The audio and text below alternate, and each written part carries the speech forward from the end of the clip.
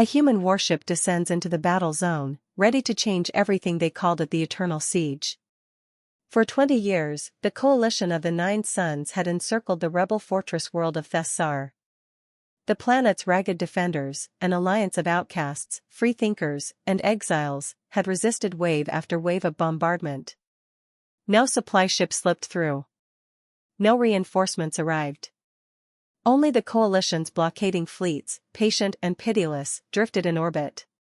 Among the defenders, a single hope remained, that someone beyond the stars still cared enough to help.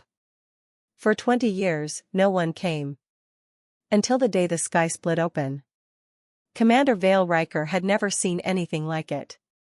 He stood on the cracked observation deck of the Thessar Citadel, clutching a battered field scope in gloved hands. Through it, he watched a single point of impossible brightness pierce the darkness, first a pinprick, then a spreading tear in the fabric of reality. His adjutant's voice trembled over the calm commander. "I think it's a hyperspace emergence. But, the energy signature, it doesn't match any coalition design." Riker lowered the scope. For years, he had steeled himself against hope. But in that moment, something ancient stirred in his memory, old stories whispered in hidden bunkers and rebel safehouses. Humanity. The ones who had once built ships so powerful they became legend. The ones who had left the council and vanished, never to return. And in that blazing rift, a shape began to form, vast, angular, etched with symbols no Thessaran had ever seen.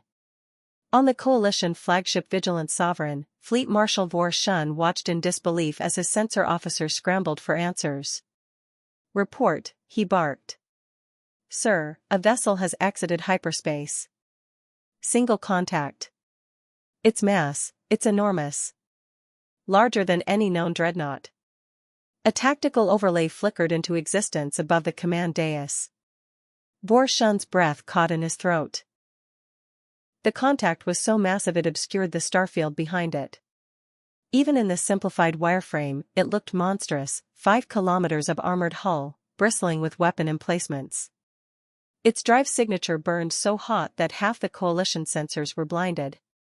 "Identify it," he demanded. "Attempting, sir, the markings match no known power. But the iconography, it resembles pre-Exodus Terran designs." A hush fell across the bridge. Every officer felt the same chill. Terran. Humanity. In orbit, the colossal warship drifted into view, its black alloy plating alive with shifting glyphs of blue light. Along its flanks, runes shimmered like embers in the dark. A low-frequency pulse rolled across every comm channel.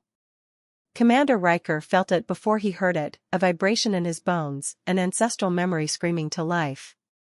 A voice boomed across all frequencies, calm, precise, unhurried.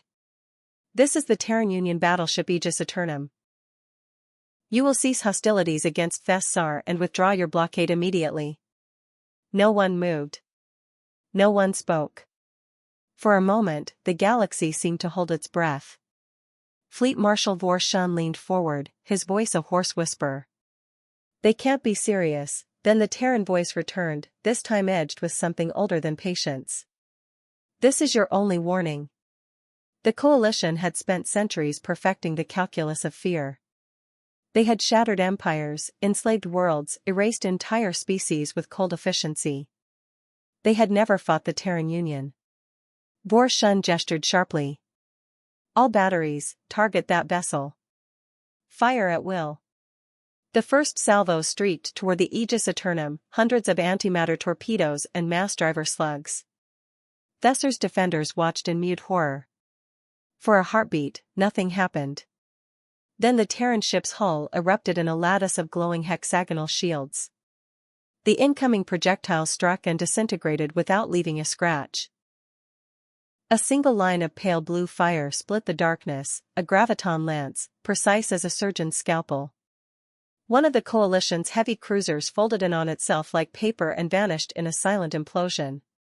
Before the debris finished vaporizing, 100 Terran drone fighters emerged from hidden launch bays, streaking toward the blockade with impossible acceleration. Their weapons ignited in synchronized waves of particle fire, gutting entire squadrons in seconds.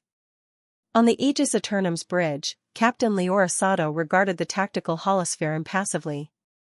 Maintain primary shield matrix. Target any vessel that fails to disengage.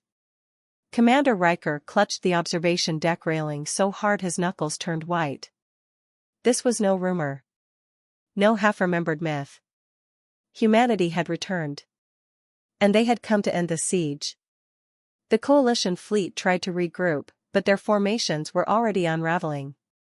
Every time they concentrated fire, the Aegis Eternum's shields rippled, absorbed the energy, and returned it in focused lances of graviton fury. Within minutes, 3 cruisers and dozens of smaller vessels had been reduced to molten wreckage. The Terran dreadnought advanced slowly, implacably, as if gravity itself bent before its will. Fleet Marshal Vorshun's final order was a desperate cry. All ships, retreat. Retreat now. But for many, it was too late. On Thessar, alarms went silent. The defenders stood on rooftops and battlements, watching the impossible unfold, watching the coalition armada break and scatter like a flock of startled birds. Commander Riker's calm crackled. Unidentified Terran vessel, if you can hear me, thank you. The reply came in that same measured tone. Thessar is under Terran Union protection. Humanitarian aid vessels are en route. Remain calm.